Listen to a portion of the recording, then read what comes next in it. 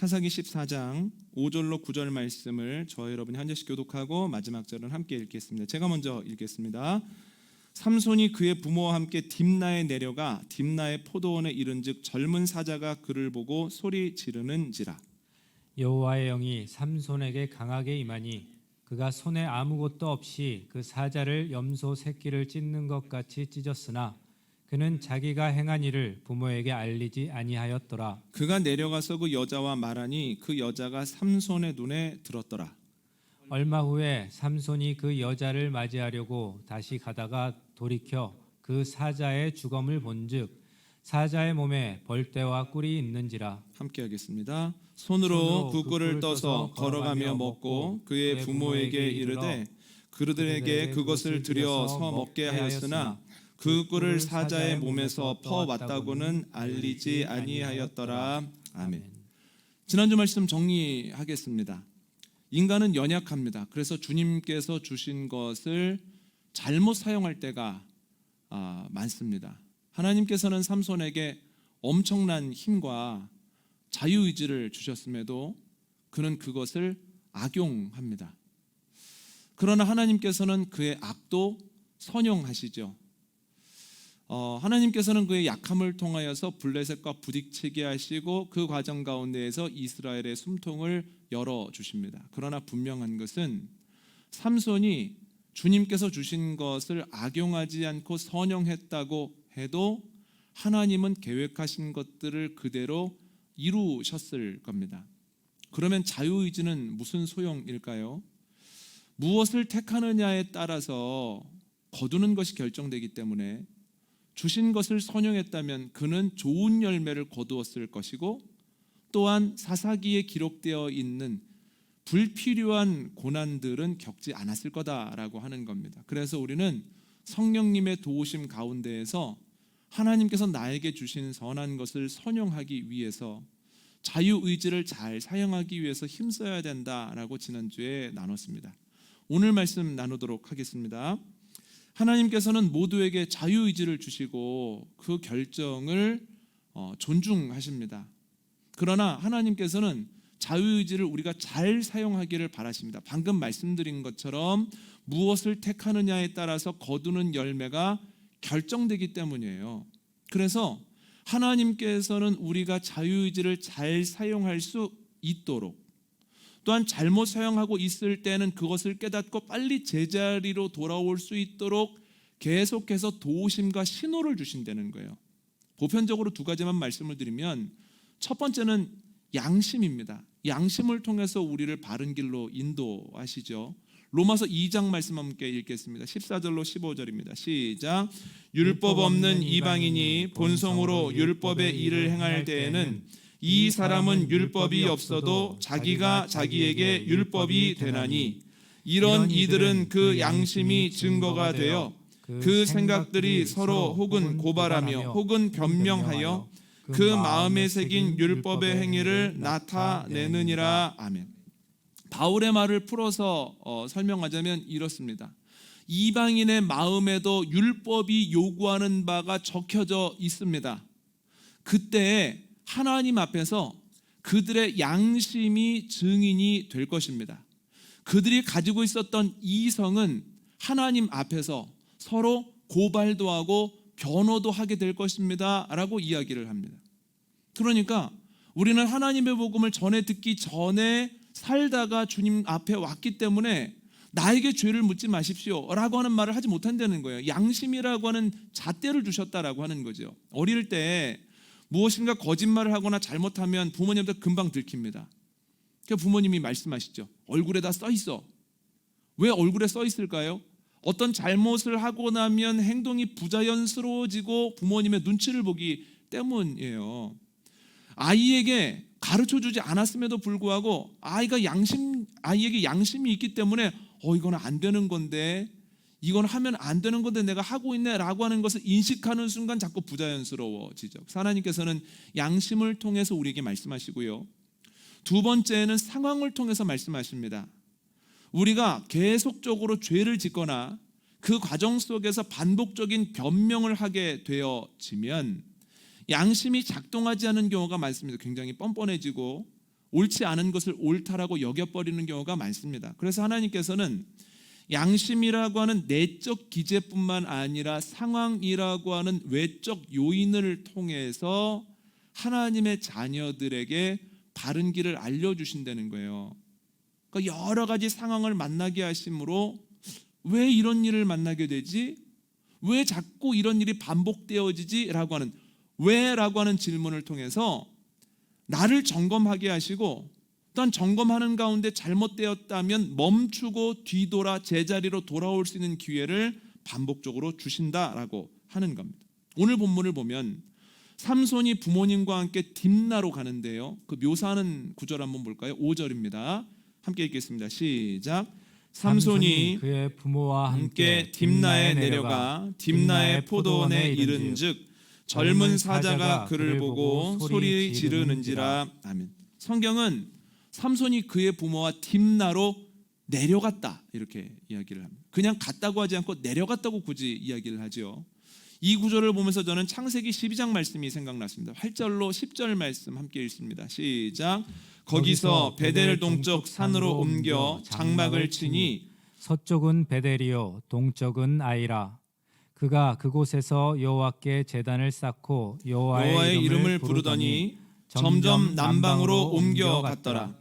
그 땅에 기근이 들었으므로 아브라함이 애굽에 거류하려고 그리로 내려갔으니 이는 그 땅에 기근이 심하였음이라. 아멘. 아브라함이 사는 곳에 기근이 듭니다. 그래서 애굽으로 가는데요. 여기에도 굳이 내려갔다라고 하는 표현을 쓰신다는 거예요. 그러니까 이것을 보면 성경에서 말하는 내려갔다라고 하는 표현은 위치, 위도에 관련된 것이 아닙니다. 아브라함이 75세 때 하나님의 말씀을 믿고 고향 땅을 떠나거든요. 인도하시는 대로 갑니다. 그런데 그 위치가 계속 남방으로 가게 되어 있습니다. 위도상으로 보면 어떻게 표현이 되어야 하냐면 그가 남방으로 내려갔더라 이렇게 표현이 되어야 하는데 저희가 방금 읽은 창세기 12장 9절을 보면 남방으로 내려갔다라고 되어 있지 않고 남방으로 옮겨갔다 이렇게 표현이 되어 있습니다. 그러니까 위도에 대한 건 아니죠. 또한 성경에서 내려갔다라고 하는 표현을 쓸 때에는 중심지에 관련하여 나오는 표현이 아니라는 거예요. 그 당시 가장 강력하고 문화의 중심을 이루었던 것은 애굽입니다. 그러면 어디에서 애굽을 가든지 애굽은 올라가는 겁니다. 그런데 애굽으로 내려갔다라고 하나님께서 말씀하시죠. 성경에서 내려갔다라고 표현을 할 때에는 하나님의 뜻에 합한 것이냐 그렇지 않은 것이냐를 기준으로 합니다. 하나님의 마음에 합한 것이 아니면 내려간 길이라는 거예요. 아무리 위도가 높고 혹은 중심적인 문화적 성격을 가지고 있더라도 그건 내려가는 거죠. 그렇다면 오늘 본문에서 삼손이 부모님과 딥나에 내려간 것을 보면 이 걸음은 하나님의 마음에 합한 걸음이 아니었다라고 하는 거예요. 그런데 또 하나 점검해야 되는 게 있습니다. 어떤 장소는 하나님의 마음에 합한 장소고 어떤 장소는 하나님의 마음에 들지 않는 장소다라고 정해진 건 없습니다. 장소에 따라 정해지는 게 아니에요. 창세기 12장을 보면 아브라함은 애굽으로 내려갔거든요. 그런데 창세기 46장을 보면 요셉이 애굽의 총리가 되었다는 이야기를 듣고 야곱이 고민합니다. 아들이 초청을 했는데 애굽 땅에 가서 살아야 할까? 그때 하나님께서 애굽 땅으로 내려가라 이렇게 2번을 말씀하시는데 그 뒤에 야곱과 그의 가족들이 애굽으로 가는 장면에 대한 묘사를 할 때에 내려갔다라고 표현을 하지 않고 그냥 그들이 애굽으로 갔다라고 2번을 표현합니다. 그러니까 애굽은 무조건 내려가는 거야 라고 말할 수 있는 것이 아니고 애굽이 때로는 내려가는 길이 될 수도 있고 옮겨가는 길이 될 수도 있고 때로는 올라가는 길이 될 수도 있다라는 거예요. 제가 왜 말씀을 드리냐면 오늘 본문에서 삼손과 그의 부모들이 딥나로 내려가지 않습니까? 그래서 딥나는 블레셋 땅인가 보다. 그래서 블레셋 여인이 있나 보다 라고 생각하기 쉽지만 딥나는 블레셋 땅이 아니라 이스라엘 땅입니다. 단지파에 속해 있습니다. 삼손이 단지파 출신이기 때문에 딥나라고 하는 것은 매번 삼손이 가던 곳이고 또한 매번 즐겨 찾던 곳이 딥나라는 거예요. 갈 수 있고 가던 곳인데 그 걸음의 의도가 하나님의 뜻에 합한 것이 아닐 때에 내려갔다라고 표현했다라고 하는 거죠. 그래서 내려갔다라고 하는 것은 하나님의 뜻 그리고 내려가는 의도에 관한 문제다라고 하는 거예요. 내려갈 때 하나님께서는 여러 가지 상황을 통해서 왜라는 질문을 하게 만드십니다. 오늘 본문을 보면 적어도 딥나라로 가던 삼손은 3번 이상은 왜라는 질문을 했어야 돼요. 첫 번째, 언제 그 질문을 했어야 되냐면 가족이 반대할 때, 그때 왜라는 질문을 했었어야 됩니다. 제가 담임전도사로 사역을 한 지 1년 되었을 때 부모님이 식사를 하러 오라고 부르셨습니다. 갔더니 푸짐하게 식사가 준비되어 있었습니다. 식사 맛있게 하고 후식까지 먹었을 때 어머님이 물어보시더군요. 이 전도사 맛있게 먹었어? 다 먹었어? 그래서 다 먹었다고 그랬더니 어머님께서 이렇게 말씀하셨습니다. 그럼 이제 내가 평생을 신앙생활 한 사람으로서 내가 이 전도사한테 얘기를 할게. 내가 신앙생활하면서 수없이 많은 설교를 들었는데 이 전도사처럼 설교를 못하는 사람을 본 적이 없다. 우선 무슨 이야기를 하고자 하는지를 모르겠어. 대부분의 교인들은 일주일에 한 번 예배 드리기 마련인데 이 말씀을 듣고 어떻게 양식을 삼겠나? 이 말씀 가지고 세상에 가서 어떻게 세상을 이기겠나?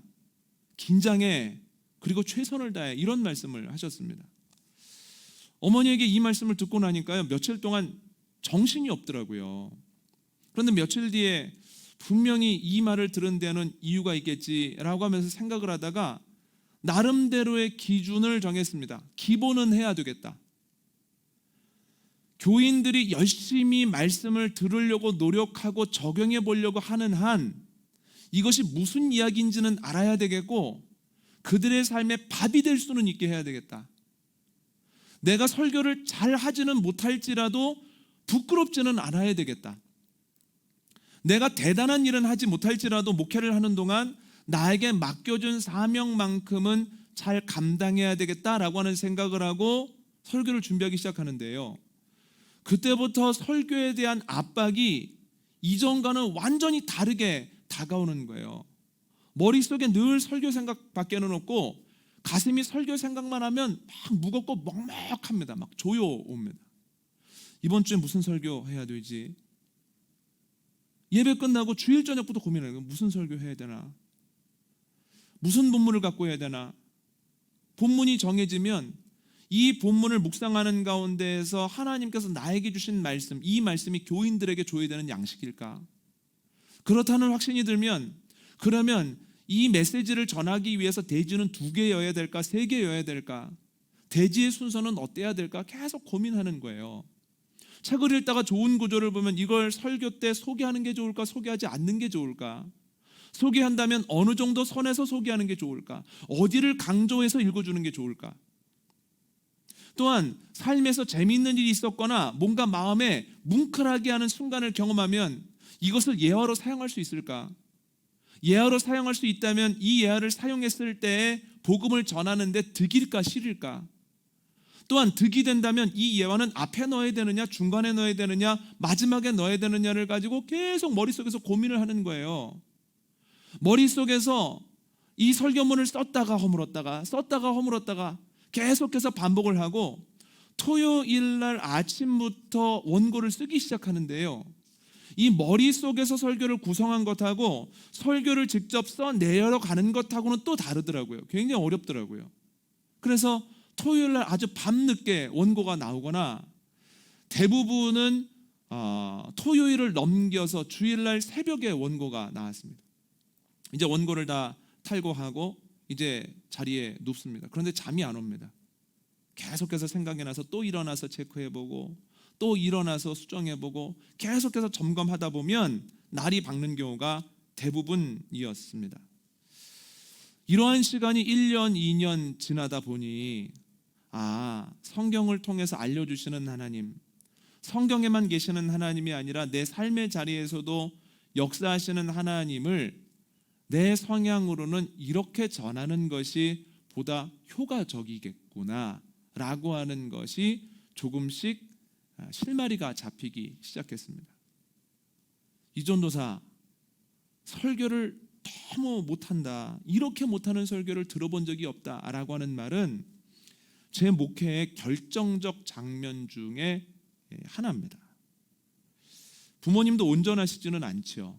그래서 모든 말씀이 다 옳을 수는 없습니다. 저희 부모님은 신학도 전공하지 않으셨습니다. 신학적인 안목도 저희 비해서는 떨어질 수밖에 없습니다.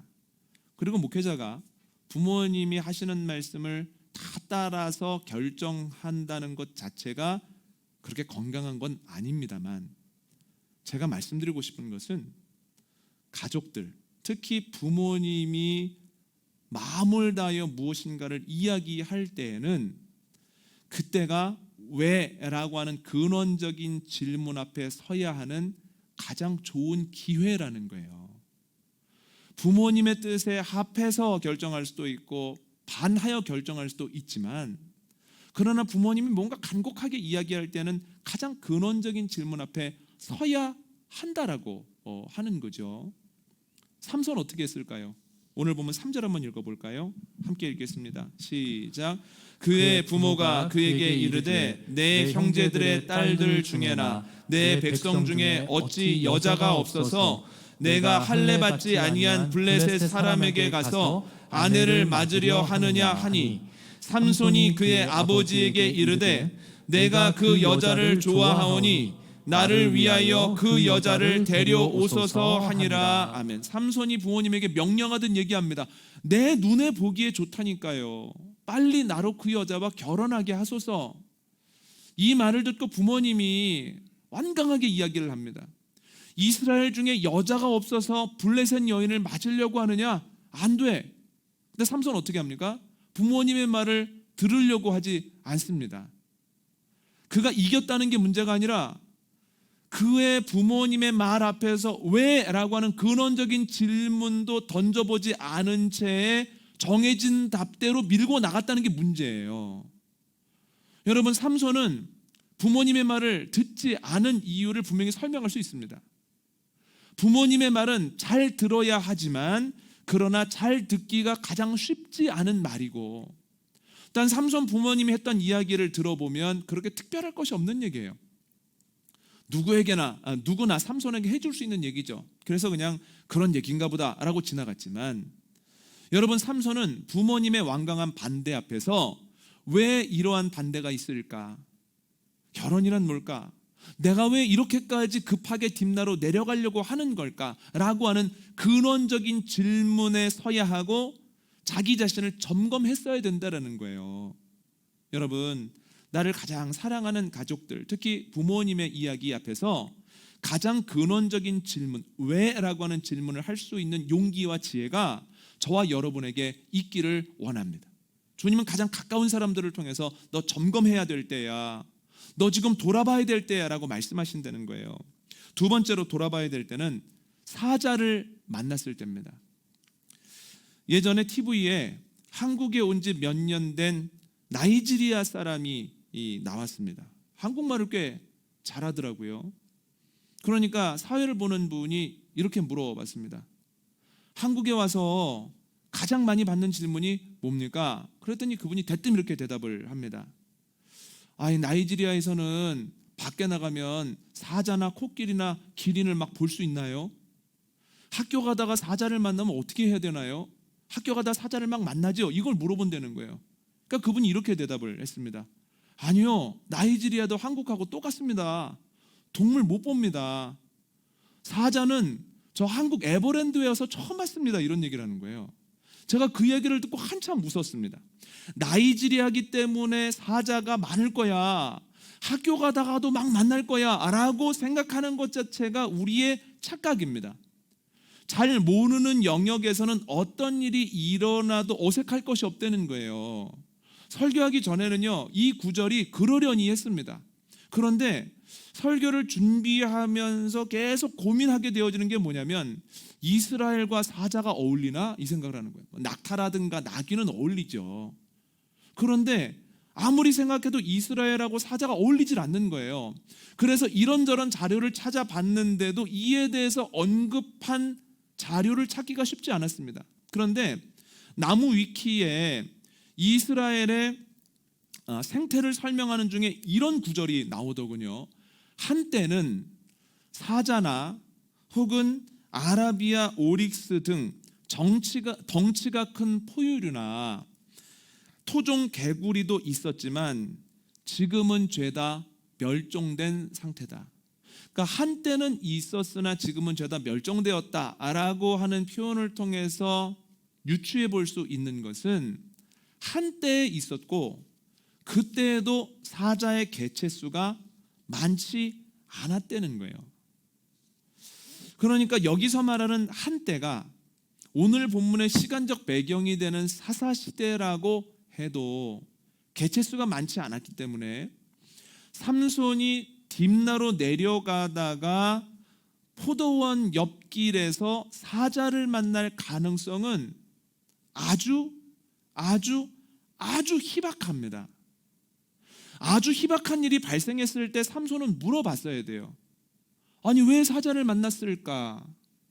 평생에 한번 일어나기도 힘든 일이 왜 하필이면 결혼을 위해 딥나로 가는데 나에게 발생했을까? 그런데 삼손은 그렇게 하지 않았다는 거예요. 사무엘하 11장을 보면 다윗이 하나님께 받은 선한 것들을 악하게 사용하기 시작합니다. 우리아의 아내 밧세바를 불러서 남편이 있다고 하는 것을 알면서도 동침합니다. 동침함으로써 임신을 하게 되는데요. 사무엘하 11장 4절을 보면 다윗과 밧세바가 동침했던 시기가 바로 여인이 부정한 것을 깨끗하게 한 바로 그날이라는 거예요. 그러니까 그날 동침했을 때 임신할 가능성은 임신하지 않을 가능성에 비해서 아주 희박하다는 거예요. 거의 없습니다. 그런데도 임신을 했습니다. 희박한 일이 일어났을 때 다윗은 왜라고 물어봤었어야 돼요. 왜 이런 일이 일어납니까?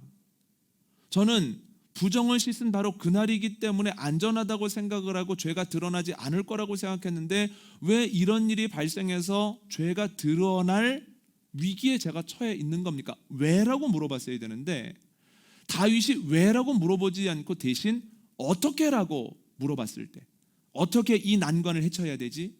어떻게 이 상황을 모면하지? 라고 질문하고 그것을 위해 노력했을 때 되돌이킬 수 있는 기회를 놓쳤을 뿐만 아니라 그 문제는 더욱 확장되고 결국은 자신만 상하게 한 것이 아니라 무고한 사람들에게도 고통을 주더라고 하는 거예요. 여러분, 아주 희박한 일을 만나게 되었을 때 우리가 해야 되는 질문은 왜입니다. 왜 이런 일이 발생하지?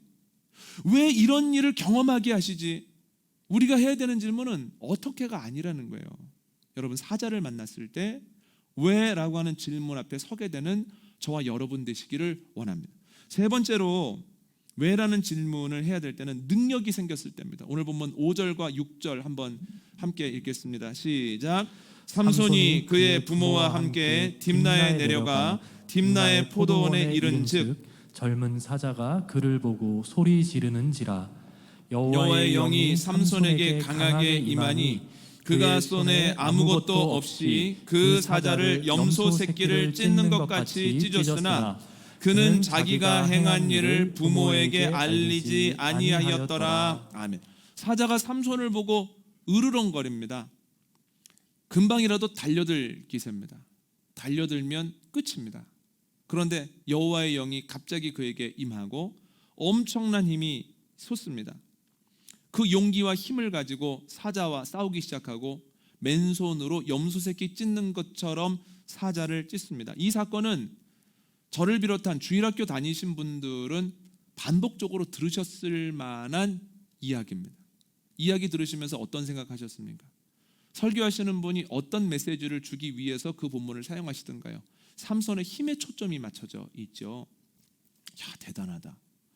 어떻게 맨손으로 사자를 찢을 수 있을까? 이게 어린 시절의 생각이고, 사춘기를 지나면서 조금 삐딱하게 보게 됐을 때는 사자는 무슨 죄인가? 그냥 포도원 지나가고 있었던 사자, 참 안타깝다, 이런 생각과 함께 야, 사자로서의 자격도 없다, 이럴 수가 있나, 이런 생각을 했습니다. 그런데 설교자로서 본문을 묵상하면서 생각해 보니 이런 생각이 들었습니다. 과연 하나님께서 주신 힘을 삼손은 잘 사용했는가? 과연 그는 옳은 일을 했는가? 왜냐하면 나시린의 규례 때문에 그렇습니다. 민수기 6장을 보면 나시린이 지켜야 할 규례가 3가지가 있습니다. 첫 번째는 독주와 포도주를 마시면 안 됩니다. 그뿐만 아니라 포도즙 그리고 포도, 건포도도 먹으면 안 됩니다. 두 번째는 머리에 삭도를 대면 안 됩니다. 그냥 기로도 놔둬야 됩니다. 세 번째는 사람과 동물을 막론하고 시체를 만지면 안 됩니다. 시체는 부정한 것이기 때문에 나시린이 부정한 것을 만지는 순간 부정해지기 때문에 시체를 만지면 안 돼요. 그래서 나시린으로서 서원하는 기간에 혹시 가족 중에 소천하니가 있더라도 장례식에 가서 그 시신을 만지지 못합니다. 힘의 관점에서 보면 놀라운 힘을 가지고 사자를 찢어낸 삼손의 행동은 대단한 일입니다만 나시린의 관점에서 보면 사자가 죽는 순간 그는 죽은 것을 만질 수 없다, 부정해지기 때문이다라고 하는 나시린의 규례를 깨트린 거예요. 그래서 힘의 관점에서 보면 하나님이 힘을 주셔서 사자를 이겼다지만 나시린의 관점에서 보면 삼손은 하나님이 주신 힘을 가지고 나시린의 규례를 깨트렸다, 이렇게 해석이 가능한 겁니다. 그래서 나시린의 관점에서 보면 삼손은 힘을 잘못 사용했다는 거예요. 힘과 용기를 그렇게 사용하면 안 됐었다는 거예요. 그렇다면 왜 힘을 주셨을까요? 여러분, 내려가다가 어떤 순간이 되면 돌이키고 싶어도 쉽지 않습니다. 그 순간 넘어가면 못 돌이킵니다. 왜냐하면 이 내려감, 더 나아가 떨어짐, 더 나아가 추락이라고 하는 것은 관성이 있고 더 나아가 가속이 붙기 때문이에요. 돌아가고 싶어도 돌아가지 못하는 그 순간이 삼손이 바로 사자 만난 그 순간입니다. 여러분, 인간의 힘으로 어떻게 사자를 극복하고 돌아가겠습니까? 사자를 만나는 순간 삼손이 무슨 생각을 했겠습니까? 괜히 내려왔네. 내가 왜 딥나로 내려왔을까? 내가 왜 부모님의 말을 안 들었을까? 이 마음속에 깊은 한숨이 터져 나오지 않았겠습니까? 그런데 주님께서 그에게 힘과 용기를 주셨다는 거예요. 그 힘과 용기를 받았을 때 삼손이 해야 되는 것은 하나님께 왜 그 힘과 용기를 주셨냐고 물어봤어야 되는 거예요. 주님, 나에게 이 힘을 왜 주셨습니까? 만약에 이게 싸울 힘입니까? 아니면 지금이라도 제자리로 돌아갈 수 있는 힘과 용기입니까? 라고 물어봤을 때 하나님께서 이거는 싸우라는 힘이 아니라 너의 있어야 될 곳으로 돌아가라는 뜻이야. 지금 돌아가기에 늦지 않았다는 뜻이야 라고 하는 하나님의 음성이 있어 돌아갔다면 그는 나시린의 규례를 깨지도 않았을 것이고 블레셋 여인으로 인하여서 죄를 짓는 첫 단추도 잘못 끼지 않았을 것이며 또한 결국은 사사로서의 역할을 잘 감당했을 것이라고 하는 거예요. 여러분, 주님께서 우리에게 때때로 놀라운 힘과 용기를 주십니다. 그때 우리가 해야 되는 것이 무엇이냐면, 그래, 힘과 용기가 있으니 이기자, 싸우자가 아니라 하나님께 먼저 가서 물어봐야 됩니다. 이 힘이 왜 저에게 주어진 겁니까? 이 힘이 싸울 힘과 용기입니까? 아니면 지금이라도 되돌이킬 수 있는 힘과 용기입니까? 주님 말씀하시면 싸우겠고 주님 뜻이 아니면 내가 제자리로 돌아가겠습니다. 여러분, 힘과 용기가 있을 때 하나님께서 돌아가라고 명령하셨다면 우리는 그때를 사과할 용기, 또한 회개할 용기, 돌아갈 용기의 때로 삼아야 된다라고 하는 거예요. 여러분, 주님께서 힘과 용기를 주셨을 때 주님, 이게 왜 주어졌죠? 어떻게 하면 좋을까요? 어떻게 해야만 내가 주님 뜻에 합한 길을 가겠습니까? 라고 묻고 주님의 음성에 순종하는 가운데 여러분들의 삶에 회복이 있고 여러분들의 삶에 놀라운 열매가 있기를 원합니다. 설교를 들으시면서 나는 지금까지 왜라고 하는 질문을 해야 될 때 안 했구나. 나는 가족이 이야기할 때도 묻지 않았고 사자를 만났을 때에도 주님께 나오지 않았고 혹은 나에게 어떤 능력이라든가 힘과 용기가 주어졌을 때도 내 마음대로 했구나. 나는 그래서 어렵구나라고 생각하실 수 있는 교우들도 있으나 기억하십시오. 하나님 나라 가는 그날까지 주님께서는 우리를 도우시고 제자리로 오게 하신다라고 하는 거예요. 여러분, 내비게이션을 켜고 가다 보면 잘못 갈 때가 있습니다. 잘못 가면 하나님 어떻게 하십니까? 잘못된 곳으로부터 목적지를 향할 뿐 아니라 그 잘못 선택한 곳에서부터 제일 좋은 길을 찾아주신다는 거예요. 지금까지 왜라고 하는 질문을 하지 않았을지라도 이제 하나님이 상황을 통해서 나를 인도하신다고 하는 그 지혜를 가지고 순간순간마다 주님께 왜 그렇습니까? 내가 이런 일을 왜 경험합니까?